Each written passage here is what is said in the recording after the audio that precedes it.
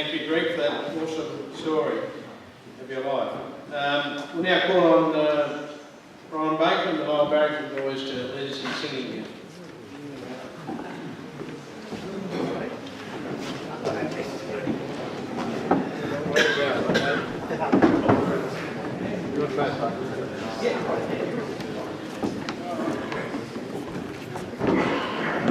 What a fantastic song we're going to sing. It's Since Jesus Came Into My Heart.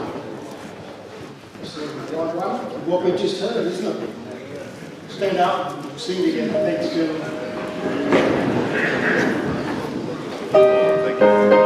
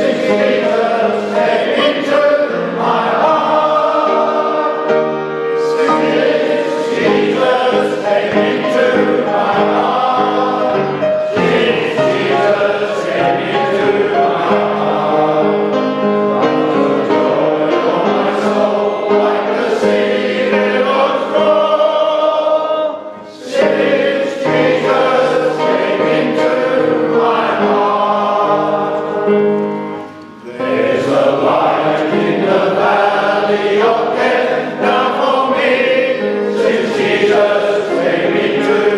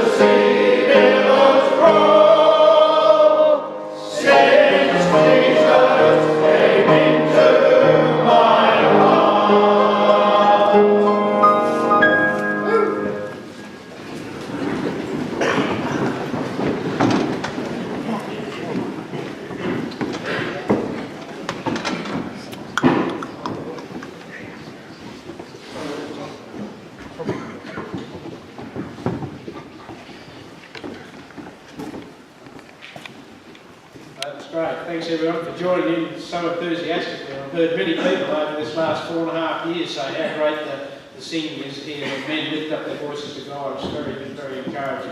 It's great. So I now call on John Sinclair. You get your chance this time, John. Come and read Matthew 24, 1-44. Thanks, John.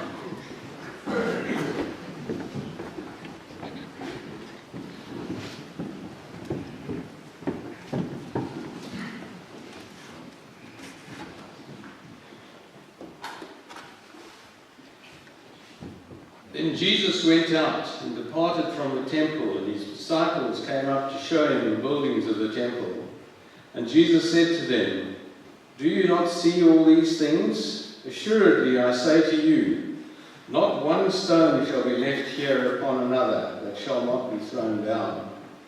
Now as he sat on the Mount of Olives, the disciples came to him privately, saying, "Tell us, when will these things be? And what will be the sign of your coming and of the end of the age?" And Jesus answered and said to them, "Take heed that no one deceives you. For many will come in my name, saying, 'I am the Christ,' and will deceive many. And you will hear of wars and rumours of wars. See that you are not troubled. For all these things must come to pass, but the end is not yet. For nation will rise against nation, and kingdom against kingdom. And there will be famines, pestilences, and earthquakes in various places. And these are the beginning of sorrows. And then they will deliver you up to tribulation and kill you, and you will be hated by all nations for my name's sake. And then many will be offended, and will betray one another, and will hate one another. And then many false prophets will rise up and deceive many. And because lawlessness will abound, the love of many will grow cold. But he who endures to the end shall be saved. And this gospel of the kingdom will be preached in all the world as a witness to all the nations, and then the end will come. Therefore, when you see the abomination of desolation spoken of by Daniel the prophet standing in the holy place, whoever reads, let him understand. Then let those who are in Judea flee to the mountains. Let him who is in the housetop not go down to take anything out of his house. And let him who is in the field not go back to get his clothes. But woe to those who are pregnant and to those who are nursing babies in those days. And pray that your flight may not be in the winter or on the Sabbath. For then there will be great tribulation, such as has not been since the beginning of the world until this time. No, nor ever shall be. And unless these days were shortened, no flesh would be saved. But for the elect's sake, these days will be shortened. And then if anyone says to you, "Look, here is the Christ," or "There," do not believe it. For false Christs and false prophets will rise and show great signs and wonders to deceive, if possible, even the elect. Therefore, if they say to you, "Look, he is in the desert," do not go out. Or, "Look, he is in the inner rooms," do not believe it. For as the lightning comes from the east and flashes to the west, so also will the coming of the Son of Man be. For wherever the carcass is, there the eagles will be gathered together. Immediately after the tribulation of those days, the sun will be darkened, and the moon will not give its light. The stars will fall from heaven, and the powers of the heavens will be shaken. And then the sign of the Son of Man will appear in heaven, and then all the tribes of the earth will mourn. And they will see the Son of Man coming on the clouds of heaven with power and great glory. And he will send his angels with a great sound of a trumpet, and they will gather together his elect from the four winds, from one end of heaven to the other. Now we'll learn this parable from the fig tree. When its branch has already become tender and puts forth leaves, you know that summer is near. So you also, when you see all these things, know that it is near at the doors.